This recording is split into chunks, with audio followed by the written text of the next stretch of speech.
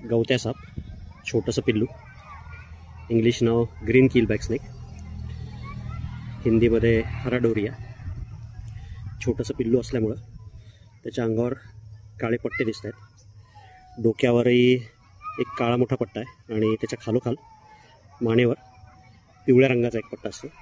पण जसा जसा हा साप मोठा होत जाईल तसा तसा ह्याच्या अंगावरची पूर्ण डिझाईन जी आहे ती पूर्णपणे नाहीशी होते आणि पूर्ण हिरव्या रंगाचा हा साप होतो. पोटाकडचा भाग जो आहे तो पूर्ण पांढरा असतो.